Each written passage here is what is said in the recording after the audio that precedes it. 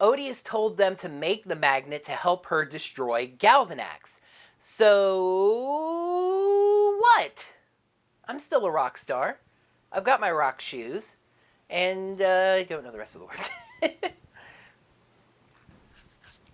And I think it's my rock moves, not my rock shoes. But he can add the red star to his now bedazzled championship belt, or watch the Basherbots destroy his friends.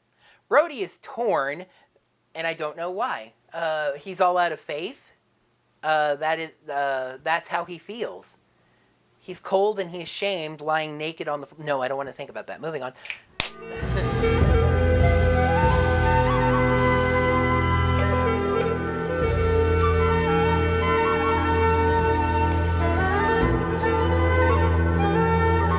Hello there, heroes. I'm the Orange Ranger, and this is an auspicious occasion.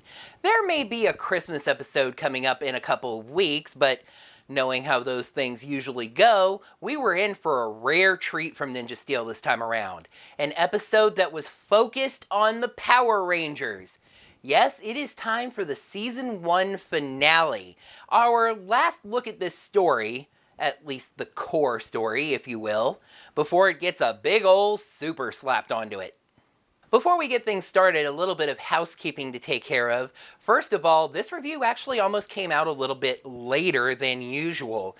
You see, I sat down to write my notes on this episode and found that my DVR had not recorded it for some reason. Now, I watched it live, which, thinking about it, may actually be the reason my DVR didn't record it. So I had kind of a rough draft of my notes for the episode in my mind, if you will, but with no way to actually watch the episode and write down specific notes until Sunday morning, it looked like things were going to be delayed by as much as a full day when you factor in how long it takes my videos to export. I griped about this on Twitter, and that's when @theagames10, a regular viewer and commenter here on YouTube, pointed out a site to me where the episode was already posted for streaming. This was like 8 o'clock Saturday night, so that is pretty quick. Now, I'm not going to name the site in the video for obvious reasons, but let me put it to you this way. He told me about it on Twitter. It wasn't a DM, it was a tweet, so make like Kamen Rider Double and do some detective work. The second note is that, thank Zordon, logic prevailed, and the name of this episode that was released on Nickelodeon's schedule was actually just a typo. So, let's take a look at the finale of Power Rangers Ninja Steel, Galvanax RiseS.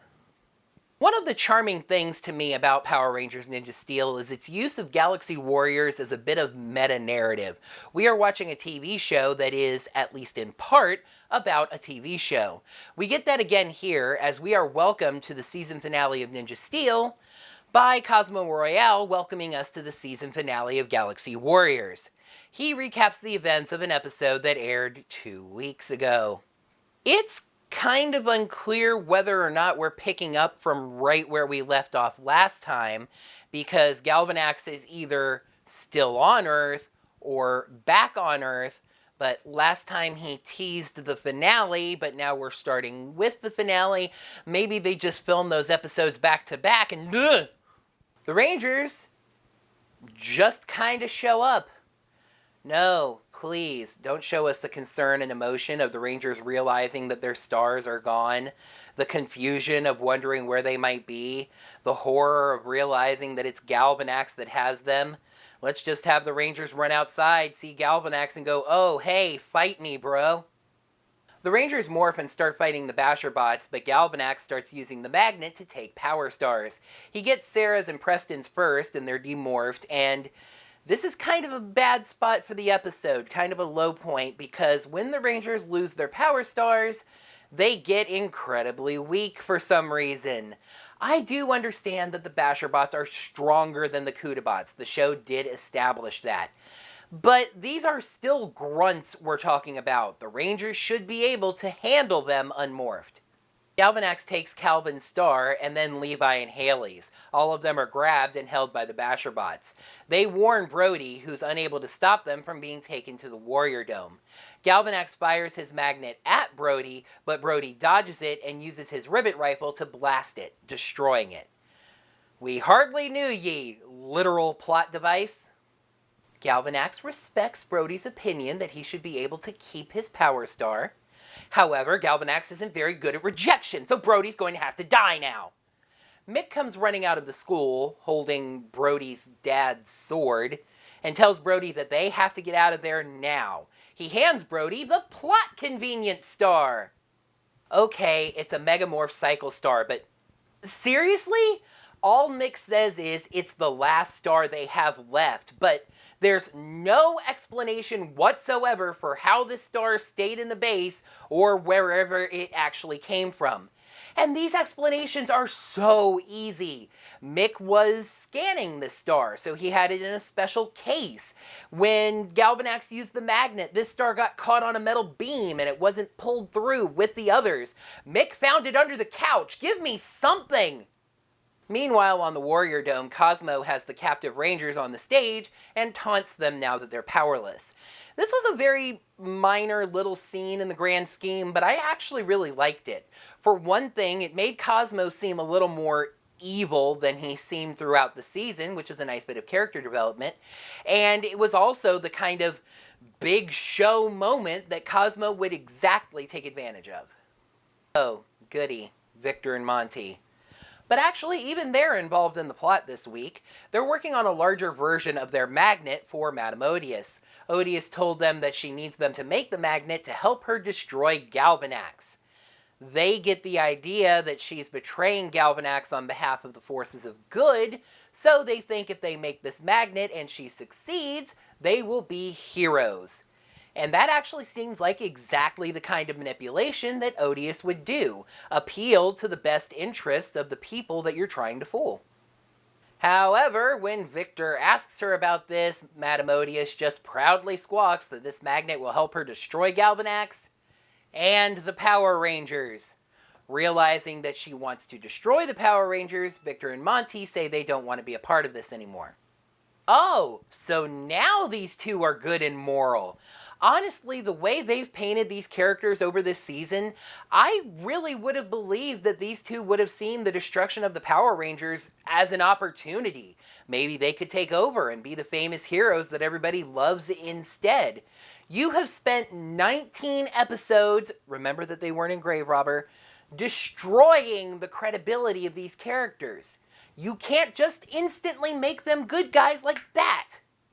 Anyway, the two of them see a wagon of discarded Kudabot parts and get the idea that they can disguise themselves as Kudabots to escape. Sorry, no. The Kudabots are not hollow on the inside. They have wires and motors and various parts. You could say that they could remove the outer shell casing and wear that, but even with more advanced tools on the Warrior Dome, you're telling me that's something these two are capable of? Brody and Mick get to Legend War Gorge. No, I'm serious, it's the exact same location. Brody stops, demorphs, and tells Mick that they can't run. Galvanax has their friends. They have to go rescue them. Mick says that's just not possible. They're up there, we're down here, and never the twixt shall meet. Yeah, I guess you're right, Mick. Nobody has ever escaped from the Warrior Dome. Not a single soul involved in this very conversation has ever escaped from the Warrior Dome. Brody gets a call from Redbot. Yes, Brody, Redbot's fine. He never left the base, you Redbot mentions asteroid PC-321. Guess what PC stands for? Give you a hint. It rhymes with plot convenience. Redbot says that the asteroid is now close enough to Earth that they can launch the Astrozord to get the Ninja Steel from it. Thanks a ton for that information, Redbot, seeing as you know full well the Rangers don't have the Astrozord anymore. Well, actually, Mick does find this information useful. Remember earlier when he suggested melting down old stars in order to make new ones? They can melt down the plot convenience star in order to make a new Astrozord star. Brody says once they get to the asteroid, they'll have all the Ninja Steel they need to remake all of their Zords and weapons. That's a little bit presumptuous, seeing as the Prism has always prompted that process, but okay. Then, like a writer just literally taking that page and crumpling it up and throwing it away. We just move on from that idea. Galvanax shows up and demands Brody's Power Star. Brody refuses, of course, so Galvanax gives him a choice. He can add the star to his now bedazzled championship belt, or watch the Basherbots destroy his friends. Brody is torn because he obviously wants to save his friends, but he knows that if Galvanax gets that Power Star and has them all, he'll be invincible and rule the universe, which is apparently what he wanted, I guess. He thinks back to his father, who 10 years ago destroyed the Nexus Star rather than let Galvanax take it. He decides his only option is to do the same thing. Yes, Brody decides that he must destroy the Red Power Star. I really don't see how this would be considered any different than not giving it to Galvanax, and thus his friends all die, but I guess we're about to see how it's different. Brody tosses his star into the air and slices into it, breaking it into thirds. I would think that a nice sharp sword would cut it cleanly in half, or more to the point that a regular sword wouldn't have any sort of impact on ninja steel. But hey, we're several rooms deep into the Plot Convenience Playhouse at this point. Just like 10 years ago, there's a big explosion, or really more to the point, a big outward moving ring of smoke force. The people in the immediate area, Brody and Mick, vanish, and the prism is in their place, encasing the 3 broken pieces of the Red Power Star. Each one of those pieces turns into a brand new Red Power Star, basically cementing in my mind the notion that the Power Stars are not made of ninja steel, but instead they're made of starfish. 2 of the stars fly out of the prism, knocking back Galvanax and the Basherbots. This allows the other Rangers to escape, and they do this neat kind of trick where they untie each other behind their backs, which kind of subtly implies that this is something that they've trained for. The 2 stars fly over and form 2 Ninja Steel Red Rangers. One of them looks normal, the other has a white and red sash. So the normal looking one is Brody, right? Right, he removes his helmet to show this, and can I just say how happy I am, even in a season like Ninja Steel, to see any of these Rangers helmetless? Helmetless Rangers are just so impactful for some reason. I think it's because it connects 2 elements of the show that normally aren't really connected: the actor and the suit. Alright, so if that's Brody, who's that? That, my friends, is Mick, who was also absorbed into the prism and is now another Ninja Steel Red Ranger. And while I will very steadfastly say that Kelson Henderson is not Boom, just like I say that Paul Schreier is not Bulk, I have to admit that after seeing him in so many different roles on so many seasons of this show, it is great to see Kelson Henderson finally being a Power Ranger, for however short a time. Galvanax is shocked, but not swayed, saying if there are 2 Red Rangers, he'll just destroy them both. As if in response, the prism spits out the 3rd star, knocking him back once again, and knocking the belt over to the Rangers. No, not 2 Red Rangers, Galby boy. 3 Red Rangers. Okay then, so who is this dude with the really weird looking gold and black sash? Come on now, we all know, we've known since the beginning of the season, and it was almost as obvious as Tyler's dad being the Aqua Ranger. And actually, it's the exact same answer. This 3rd Red Ranger is Dane Romero, Brody and Aiden, Levi's, dad. As we expected, 10 years ago when Dane destroyed the Nexus Star, the prism absorbed him and has been healing him ever since. Galvanax is still complaining about something that nobody really cares about, so the Red Rangers go back to action, the other Rangers morph, and the battle begins anew. The Rangers have the upper hand at first, but Galvanax pulls one heck of a desperation move. You see, for some reason, nobody thought to grab that bag of stars that's sitting over there. Galvanax fires at it, melting all the stars down back into liquid ninja steel, but not hurting the bag at all. That thing is really durable. He then drinks it. I don't really think in biology there'd be a creature anywhere in the universe that could handle drinking molten metal and be totally okay. But I mean, Galvanax is an alien, so what do I know? Even with that power increase, the three Red Rangers are basically holding Galvanax at a standstill, and for real, the other Rangers kind of just disappear for a few minutes. So Galvanax calls to Cosmo to be gigantified. Oh boy, oh boy, oh boy, the big bad of the entire season is going big. And the Rangers don't have access to their Zords. Oh, this is really scary and dramatic. So let's talk about Victor and Monty again.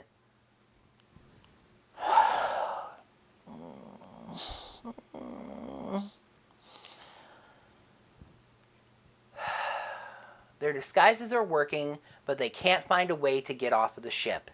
Making matters worse, and about to make this episode much, much worse, Monty ate a bowl of alien slop that doesn't seem to be agreeing with him. Hey, maybe it was just beans. They've done that joke, even on the Warrior Dome. Victor sees an opening and drags Monty along directly onto the Galaxy Warriors stage. Cosmo is furious. Monty tries to cover by doing robot speak and saying, "We need to help Galvanax on Earth." Cosmo almost sends them down, but then remembers that Kudabots can't speak. And then Monty farts. That's something they definitely can't do. He knocks their fakes' heads off, but that's not really important here. What the producers really want you to focus on, what they want the audience's attention drawn to in this pivotal, climatic finale episode is Monty farting. Monty starts farting and doesn't stop for like 2 friggin' minutes. The gas coming from him is so rank and vile and literally green that nobody can get close to him, and even Cosmo faints. Victor is strangely unaffected and hits the yellow button on the console, which teleports them away. So Monty lands directly in front of the Rangers, aims his butt right at Galvanax, and fires off the biggest, most massive fart cloud you've ever seen. It surrounds Galvanax and dissolves him. Monty's flatulence has saved the Earth. Oh no, I'm sorry, that was just the pitch, the first draft, if you will, for this scene. Odious is frustrated that the two of them escaped, but she doesn't have any time to worry about it. This is her chance to take out Galvanax. She activates the whatever mag and fires it at Galvanax. Now, here's what should have happened. The magnet should have locked onto the ninja steel in Galvanax's body and pulled it out of him, through his skin, destroying him at the very least. Instead, he just kind of glows and is in pain. By the by, the Rangers are able to just hold on to their stars this time and keep them, despite a far stronger magnet yanking on them. Oh, and Odious finally admits to Galvanax that she's the one that's been working behind this back the whole time. And he basically gives her a why order and nothing comes of it. Remember how I jokingly named that asteroid earlier for plot convenience? Not as much of a joke as you thought. The magnet locks onto the asteroid and pulls it directly into the Warrior Dome, knocking it far, far away. Wait, what? The magnet was firing down at Galvanax, and we've only seen that it was able to lock on to anything that it's directly pointed at. So, was the asteroid just on this course anyway? It shouldn't have been attracted down since Galvanax was down. Odious was not firing up. Good news, the Warrior Dome and Odious are gone. Bad news, Galvanax is still around. He's okay now, and he's still really big and stompy. The Rangers get knocked back a bit, and they're fresh out of ideas, which means it's time for the Prism to step in once again. Though unlike normally when the Prism just beats them over the head with the answer, this time they get a lot of information out of a very small clue. From the Prism just sitting there and spinning rapidly, they presume that it wants them to do their Star Morph attack and it's going to join them. So the 9 of them attack and destroy Galvanax with their Star Morph attacks. An attack that, if you remember, couldn't even break Force Sphere's force field. and Force Sphere wasn't even gigantified. So, that's it. Galvanax whines about he's the champion and the best and the strongest and this can't be happening. And he blows up. And that's it. Okay, there is a nice little bit of kind of wrap-up drama right at the end. As the Rangers celebrate their victory, the prism comes crashing back to Earth, cracked and smoldering and clearly in bad shape. The Rangers want to try to fix it, but Mick says he can't imagine how you would even start that process. The prism turns black and kind of fades, seemingly dying. As it does, their power stars also turn black and then crumble into dust. Mick says that without the prism, Ninja Steel is too unstable to exist. I'm going to tuck that one away for later. So, the weapons, the Zords, the Ninja Steel Power Rangers are no more. But Mick tells the Rangers not to be sad. The prism came to Earth to find heroes in order to fight a great evil. And it succeeded in that mission. They've won. Yay, back to Victor and Monty. And actually, the two of them get a really worrying, concerning tease into the next season. A reporter is interviewing the two as the only people besides the Power Rangers that have been that close to monsters. Victor says he wasn't afraid, and that Monty ripped a scent, Monty cuts in, that repelled the monsters.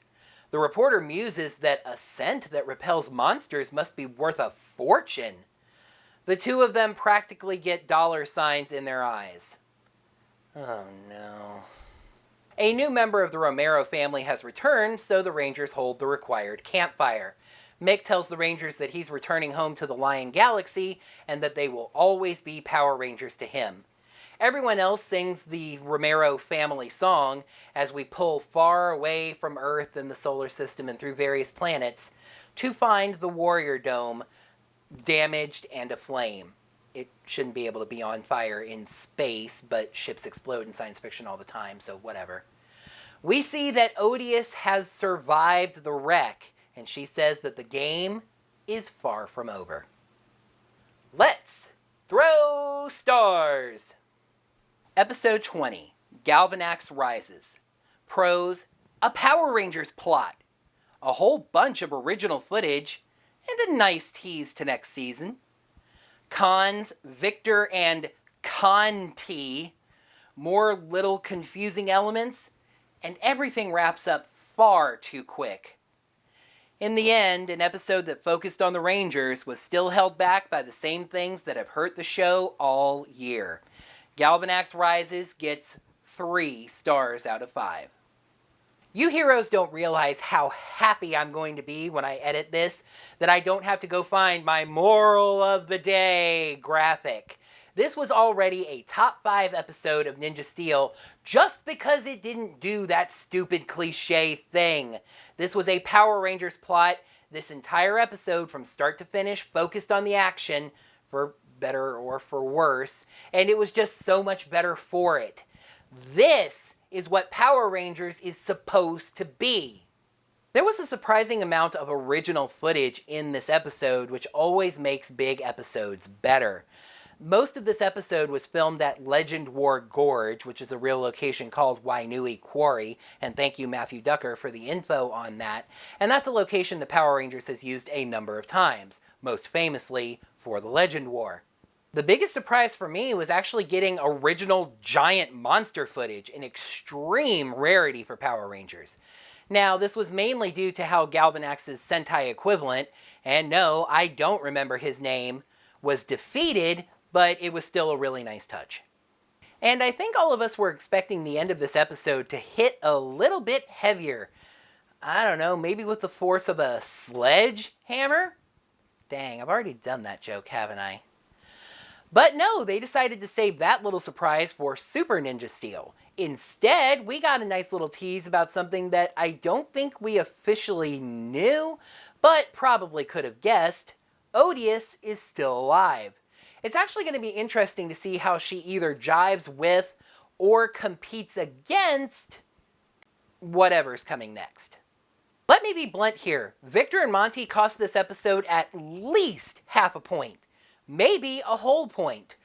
The frustrating thing is you had something good going with them. They'd been captured and tricked into making a weapon that could end up destroying the Power Rangers. When they learn this, they decide to escape. It was kinda interesting. And then Monty spends 2 minutes farting all over everyone in sight. And it just took everything away from that positive buildup. And the fact that this happened right after Galvanax grew was just inexcusable. Nothing screams Nickelodeon standard comedy quota more than this. It feels like they wanted to do an entire episode that was serious, so Nickelodeon required one entire scene that was dedicated to stupid juvenile fart humor. Listen, I know I say farts when I mess up, but this is ridiculous. I am not a writer. I admit this. I don't know how long the process is for writing an entire season of Power Rangers. Logically, though, it seems to me that you would spend the most time out of that process on 2 episodes. The first one and the last one. The first one gives the fans a taste of what's coming. The last one is what they're going to remember heading into the next season. So why do the Rangers just show up to the first battle with no build-up whatsoever? Why are they suddenly ineffective against Basher bots when their stars are taken? How does Mick have a Megamorph star that comes from freaking nowhere? Why does Mick feel like escaping the Warrior Dome is hopeless when he himself has escaped the Warrior Dome? Why does Redbot tell Brody that they can use the Astrozord when he knows they can't use the Astrozord? Why does a magnet that was pointed down attract an asteroid from above? Why does an attack that couldn't break the force field of a monster of the week destroy the big, bad final boss? And this gripe was already chiseled in stone the second that Helping Hand barely acknowledged that the finale was following it. But all of this just happened far too fast. There were multiple good opportunities for cliffhangers to stretch this into another episode. There are 2 that come to mind right off the top of my head. One is when Galvanax drinks the Ninja Steel, and the other is when Odious fires the magnet at him. I know I have complained that this show has not focused enough on the Ranger stuff, but when you do it like this in a single episode, it's going too far in the other direction. This entire episode felt like one gigantic fight scene. Yes, there were some interruptions. Looking at you, Conti. But there's no payoff because there was no build-up to this. This is just what happened today. It's a little bit heavier than usual, but hey, it all turned out for the best. Yay.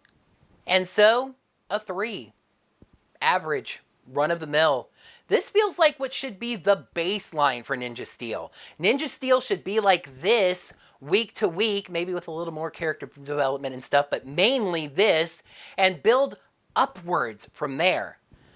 I really wish I could be more excited about this. I'm gonna get people telling me, oh my gosh, this finale was incredible. It was epic, as Brody likes to say. Zomaga, 3 Red Rangers. Galvanax gets defeated. Odious makes her move. It's all just stuff that happened. There was no build-up to it, so there's no payoff. And what little build-up we did get, mainly with Madame Odious, wasn't executed well. I'm disappointed. I really am. I wanted to love this episode, to be blown away from it. I am trying my best to like Ninja Steel. Edward Sanchez actually pointed out to me that I have yet to give an episode of Ninja Steel a 5 out of 5. I was really hoping that this would be the one. But Ninja Steel just refuses to make an impact. So, this is where we are. Okay, considering that my standard Ninja Steel review script is 6 pages and comes in at about 25 minutes, the fact that this script is now moving on to its 8th page means I should probably wrap things up here. Now, I know some of you might have been expecting an off-season video schedule announcement here, but remember that Ninja Steel's not quite over yet. I will be including that schedule announcement in my next Ninja Steel review.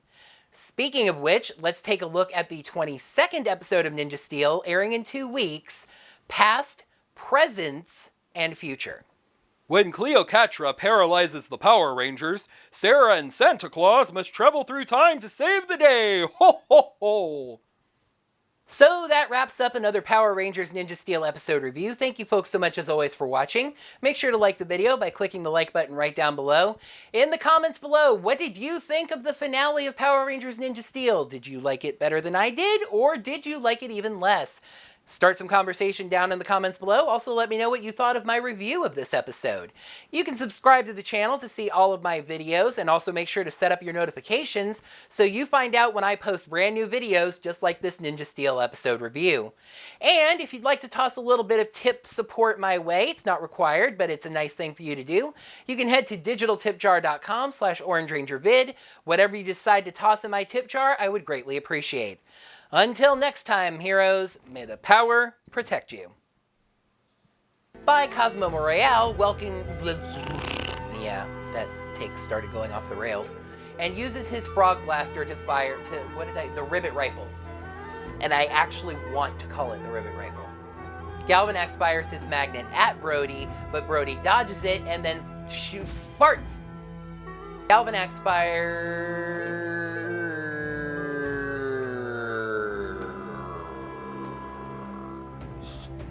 Mick comes running out of the school holding...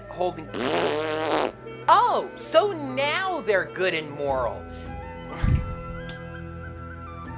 Maybe they could replace the Power Rangers and be the famous heroes instead. You have spent 19 episodes... crap. But hey, we're several rooms deep into the... Or more to the point that a sharp... Basically cementing in my mind that the Power Stars are not made of Ninja Steel, but instead they're made of I almost said jellyfish, dag nabbit. Two of the stars fly out of the prism, knock back Galvanax and the Basher bots.